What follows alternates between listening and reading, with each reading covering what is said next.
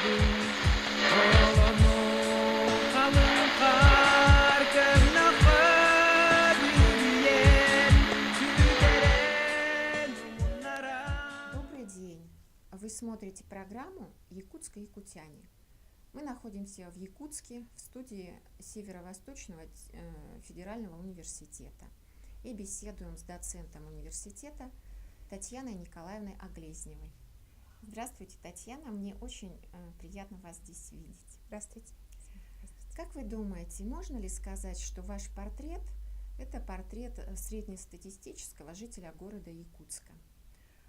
Вы женщина, вы имеете юридическое образование, вы родились не в Якутске, вы работаете в сфере образования и вы любите город Якутск. А если у вас есть какие-то особенности, не совпадающие с этим портретом, то какие? Ну и все-таки я, наверное, сейчас, может быть, в современных реалиях можно сказать, что я уже горожанка, потому что родилась-то я в Тулагино-Кельдемске. Да, то есть тогда, в свое время, в результате всяких административных реформ, этот населенный пункт относился даже, на минуточку, к Орджоникидзевскому району. Был такой период, да, почему-то вдруг. А на самом деле сейчас можно сказать, что я коренная горожанка на самом деле.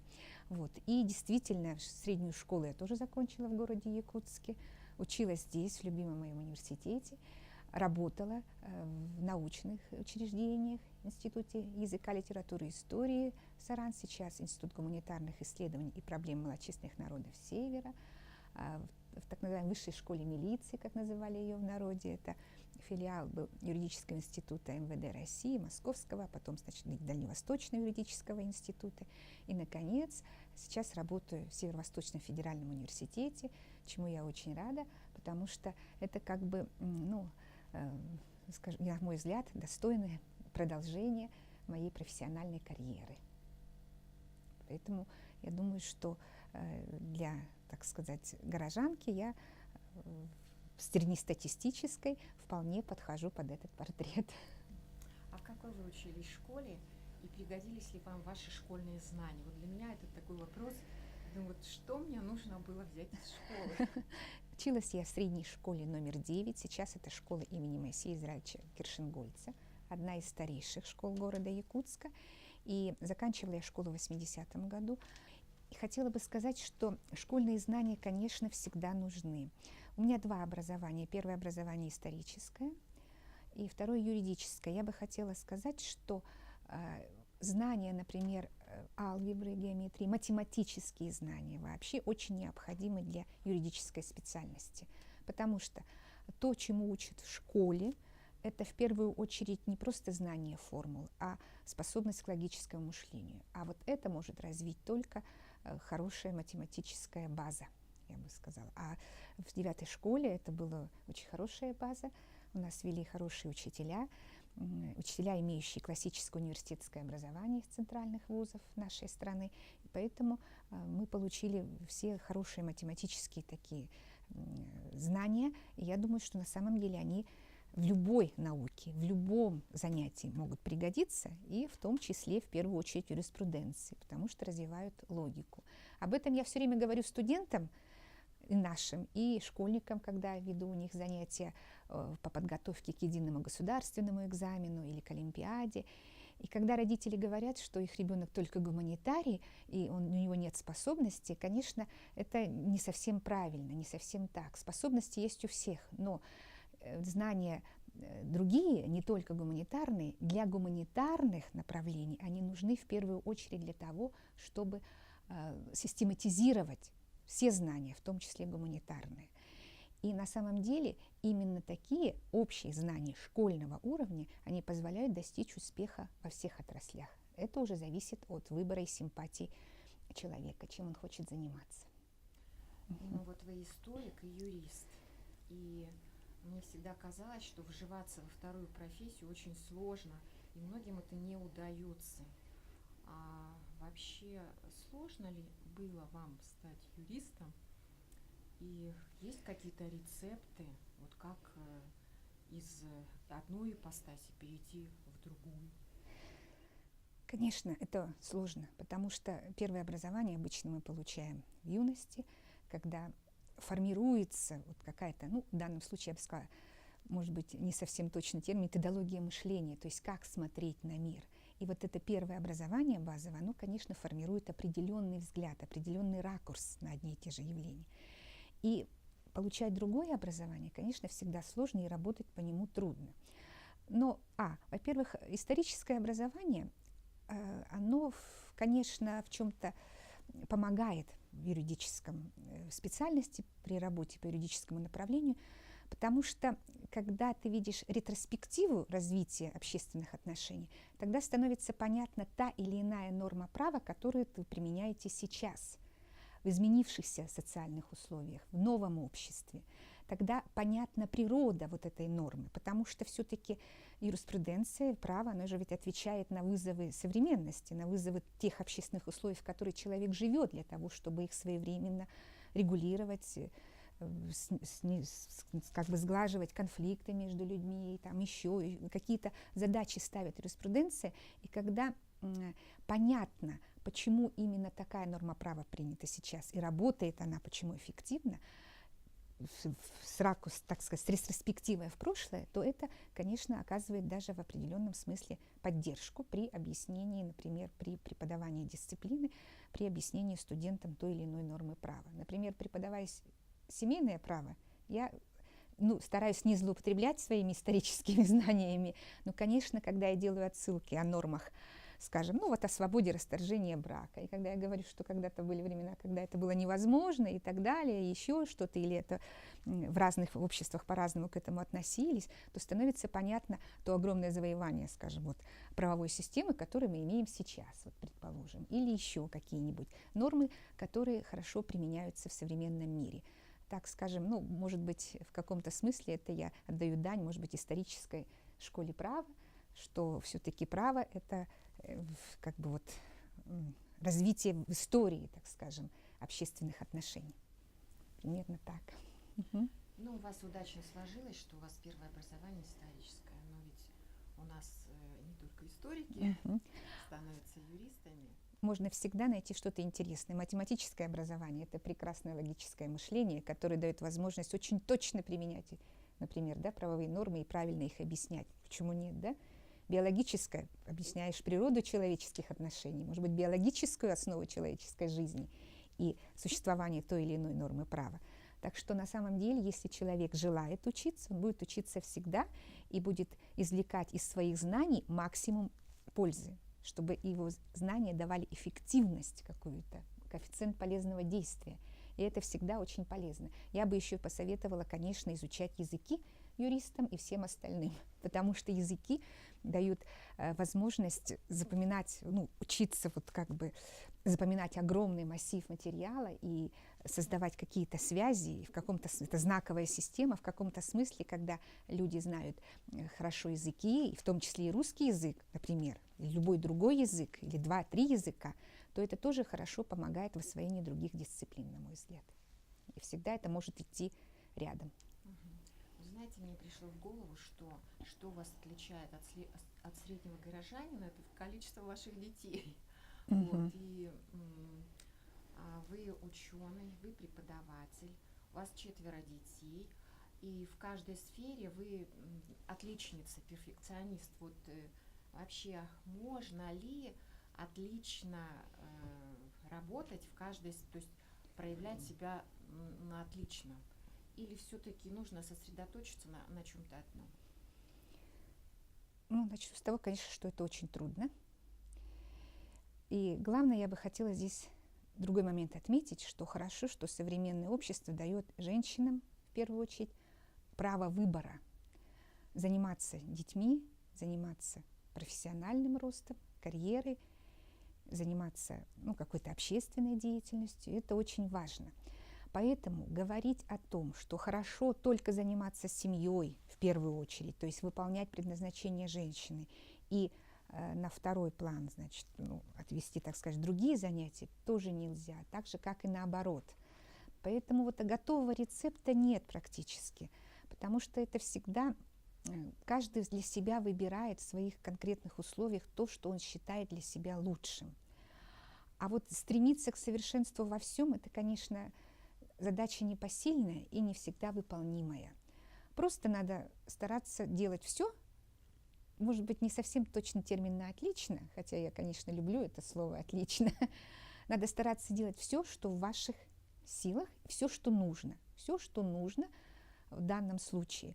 Может быть, не стараясь перепрыгнуть через какие-то там планки или достичь каких-то огромных высот, но делать все так, как положено, так, как в ваших силах. И тогда, я думаю, что будет результат тот, который требуется в данном случае от женщины в современном мире, на мой взгляд. То есть как-то стремиться к идеалу, к совершенству – это неблагодарная задача, потому что мы никогда этого не достигнем и будем чувствовать себя в каком-то смысле, ну, скажем, разочарованными, что ли, что вот этого не успели, того не успели. Нет, на мой взгляд, просто надо делать то, что нужно, и следуй своей дорогой, делай то, что нужно, и тогда достигнешь успеха. Главное, чтобы жизнь была наполнена смыслом, чтобы она была интересной, и не было ощущения, что что-то ты не успел, потому что решил сознательно оставить это на потом, или решил это сознательно, ну, в сторону, так скажем, от своих целей как-то отвести. Мне кажется, так. То есть складывается так, как складывается, нужно делать то, что вы должны делать.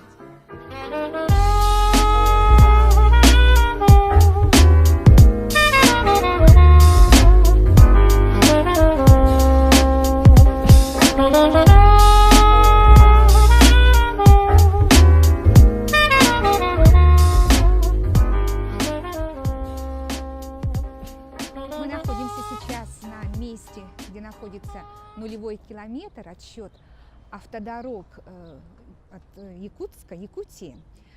Находится этот знак нулевого километра между зданиями главпочтамта и Лорпа. Можно сказать, что это исторический центр Якутска советского периода. В свое время это было любимое место для горожан и остается таковым и сейчас. Может быть, не зря именно здесь и как-то получился геодезический центр нулевой километр.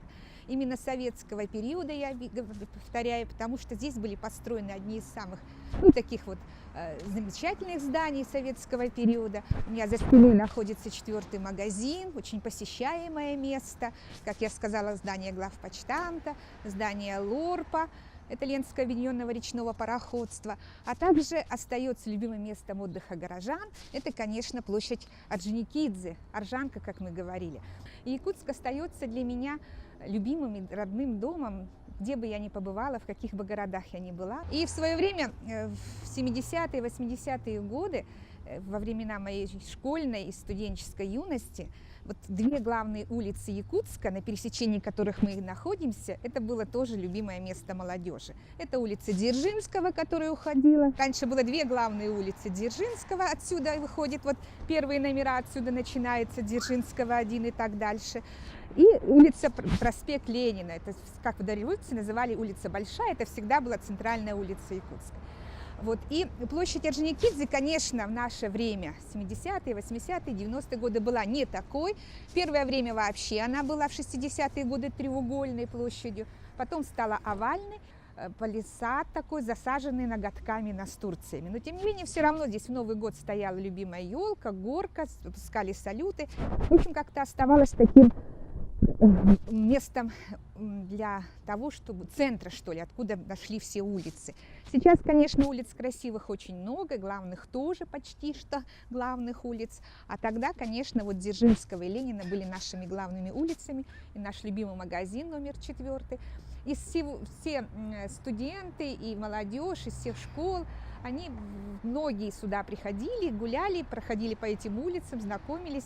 И не знаю, какой уж там был железный занавес, конечно, но в советское время большие главные улицы почти всех городов, за исключением, может быть, Санкт-Петербурга, тогда Ленинграда, Невский оставался Невский, главные улицы мы называли Бродвеями.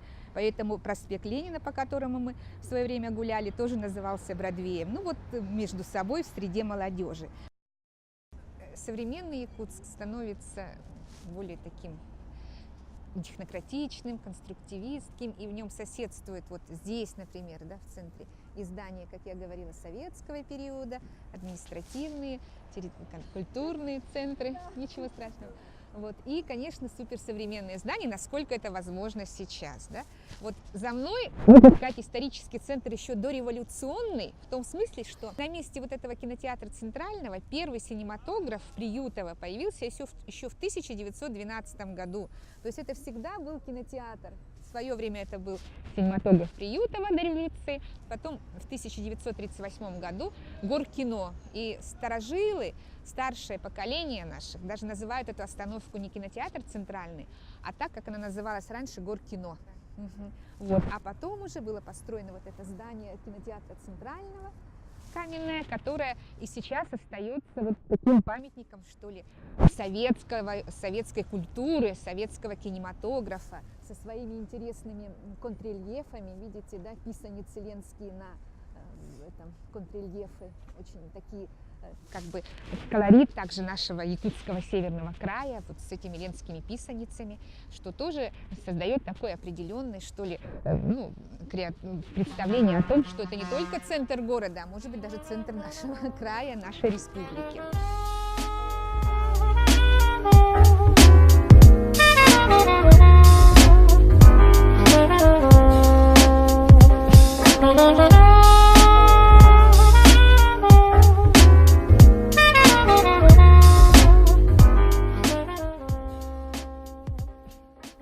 Татьяна, скажите, пожалуйста, вот к сегодняшнему времени вы вышли из советской эпохи, вы учились в советское время, потом были 90-е, которые принято именовать лихими, и вот уже 21 век, и очень много изменений произошло.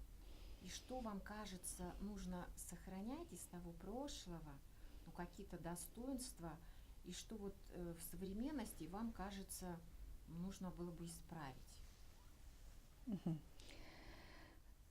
Я тоже обращаю на это внимание, что в каком-то плане мы с вами счастливое поколение, потому что пережили несколько эпох. Я даже, будучи совсем маленькой, естественно, я захватила все равно дух вот времени хрущевской оттепели. Ведь она же закончилась не тогда, когда пленум, сняли Хрущева и все на этом. Все равно вот это вот ощущение оттепели того времени, вот идеалистического этого времени, оно все равно как-то сохранялось в атмосфере. И мне вот какие-то вот неуловимые какие-то флюиды того времени даже в моей детской памяти сохранились. Конечно, я очень хорошо застала этот период, который детский и юношеский, так скажем, в юности и в детстве человек очень хорошо видит этот период застоя, так называемого, да, или стагнации брежневской. Перестройки, великое идеалистическое время, когда люди надеялись на то, что вернемся к тому идеалу, который задумывался, например, когда-то в свое время. И вот эти лихие 90-е, которые тоже, в свою очередь, тоже привлекательны чем-то. Например, начиная с перестройки, той свободы печати, слова, гласности, вот этой вот ощущение, что ты можешь говорить, ты можешь добиться правды при помощи каких-то вот средств, ты можешь быть свободен в каких-то, конечно, со своими перекосами, безусловно. И периода вот современного такого общества российского 2000-х годов, 2010-х годов, когда вот Россия становилась такой, ну, на мой взгляд, достаточно крепкой, цивилизованной державой. И поэтому я не разделяю я некоторые взгляды, особенно молодежи, которых родители, может быть, молодые люди так мне иногда говорят, родители говорят, что в советское время было очень хорошее, поэтому надо в него вернуться. Вы знаете, я иногда, может быть, несколько вульгарно говорю, вы знаете, вот в советское время весь мир уже использовал, я не знаю, вы знаете, что такси невозможно было вызвать в советское время, что не было машин, что не было, извините, у вас родятся дети, памперсов не было, и поэтому это было всегда очень тяжело в советское время, например, да? То есть не было таких вот элементарных благ, которыми живет человек, цивилизованных благ. И поэтому конечно, нельзя идеализировать прошлое. Просто надо каждому времени отдавать его дань. Чем оно было хорошо, в чем были его недостатки, просто это понимать. В современное время, конечно, сложно мне его сейчас.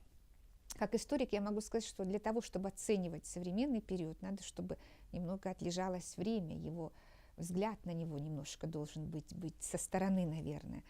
Но у меня сложное восприятие современного времени, потому что у меня иногда создается впечатление, что в этих, не знаю, 30 лет, что ли, не было, и мне иногда создается впечатление, что какое-то ощущение,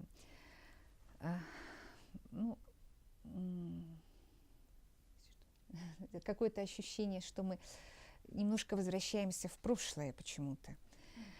Какое-то ощущение, что мы поднимаем как-то старые такие скрижали, что ли, ищем общего врага своего, что все вокруг наши враги, какие-то ощущения, что в политической системе мы как-то начали буксовать и ищем не реформу, а стремимся не к какому-то реформированию, а к установлению таких консервативных традиций, я бы сказала.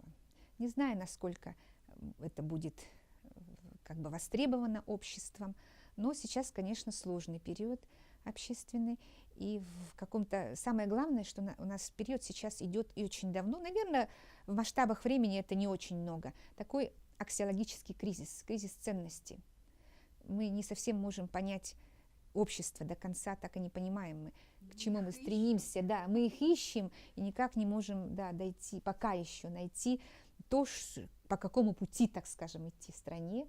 И вот этот кризис, он отражается во всем, и в искусстве, и в культуре, в образовании тоже, и, скажем, в политической сфере, даже в экономической, наверное, в сфере так или иначе как-то касается. В общем, что такое хорошо и что такое плохо, мы пока еще до конца не выяснили, на мой взгляд. Ну, может, не надо далеко ходить? Это же всегда так бывает, что из дальних странствий возвратясь, он вдруг обнаружил, что все было здесь. Может быть, может быть. Татьяна, вот представьте себе, что туристы хотят приехать в Якутск, и вам нужно выделить топ-5, например. Обязательно посетить какой-то музей, например, театр, кафе, магазин, ну и посетить какую-то достопримечательность. Вот ваш топ. Это не обязательно в том смысле, что в Париж так обязательно Лувр. Это может быть какое-то такое таинственное место, ну такое открытие. Ну, что касается театра, я, конечно, считаю, что обязательно должно быть посещение Якутского драматического театра. Потому что Саха-театра, да, Саха-театра. Я называю немножечко по-старому, так как он назывался когда-то, по привычке бывает так, Саха-театра, потому что действительно это театр, на мой взгляд, мирового уровня, очень сильный театр, поэтому я советую обязательно и горожанам, и гостям столицы обязательно посещать премьеры или даже уже постановки, такие классические постановки этого театра. Музеи. Музеев у нас много, музеи у нас хорошие. Конечно, наверное, надо посоветовать посетить с хорошими, часто там проходят сейчас еще такие выставки очень интересные, раритетные, это Национальный художественный музей. Мне кажется, это тоже было бы очень интересно, потому что они работают над новыми обновлениями, выставками, такими интересными. Вот. Дальше, что еще? Что касается кафе, да, какие кафе, рестораны должны где-то питаться. Честно говоря, для гостей или для широкого, так скажем, что-то такое очень специфическое, я имею в виду в хорошем смысле слова, такое национальное, мне трудно, скажем, сказать об этом.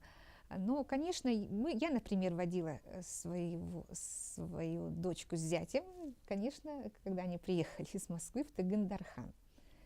Вот. Может быть, это несколько пафосное место, я не знаю, может быть, оно более официальное, но, на мой взгляд, как-то с точки зрения, может быть, представления о нашей национальной кухни, наверное, это лучшее. Сейчас, правда, открылся еще новый такой ресторан, который, на мой взгляд, тоже хорошо отвечает и мировым стандартам, ну, таким, как путешественник, я могу сказать, да, и сохраняет национальный, мне кажется, колорит. Это лес, озеро, река. Лес, озеро, река. Может быть, даже более современный, более интересный, конечно, чем упомянутый мной, такое более официальное место Тагендархан. Что касается достопримечательностей, я бы хотела, чтобы, может быть, когда-то провести такую экскурсию по нашим скульптурам в Якутске. Такой вот постмодернизм, так называемый, когда в городе, в городской среде, когда располагаются структуры хорошо известные скульптуры, имеется в виду, что не претендуют на какую-то уж очень такой вот мировой вклад, может быть, но они хорошо отвечают вот городской среде, такой демократической среде. Это вот здесь вот недалеко памятник или скульптурная группа строителям стройотрядов, например, находится, да, здесь около этого общежития же мы проезжали. Потом, это стройотрядовцы. Да, стройотрядовцы, потом памятник матери, например, или вот земной шар где-то у нас находится, или около Саха-Нефтегаз у нас есть памятник небольшой этому, заправщику. Там же Да. мамонт И там еще же стоит. мамонт, да, один из первых, так сказать, да, вот таких сооружений наш был. дворник еще. Да, дворник около кинотеатра Центрального, очень интересный. Вот. Вот. Знаете, мне жаль карася. Карась пропал вместе с мостом. Да? Я обнаружила Да. это в этом году. Да. Вот, жалко, да. Вот. Поэтому я думаю, что можно было бы это посмотреть, потому что это становится таким трендом, мне кажется, очень привлекательным для Якутска. Мгм. Ну, кстати, они у нас появились относительно недавно, Ага. а у нас ведь их не было раньше. Да, не было. То есть все скульптурные такие памятники, они были, ну, относились к конкретному человеку, относились к какой-то а здесь это, в общем-то, к обществу в целом, к тому, чем отличается наш вот город, например, что нужно оценить в нашем городе, кого, вот это вот очень интересные такие, на мой взгляд, памятники. Да, они Мгм. такие непритязательные, но в Мадриде считается символом медведь у земляничного дерева. Ну, я не думаю, что это тоже Мгм. какой-то, может быть, это не шедевр. Да. Я, конечно, не могу так оценить.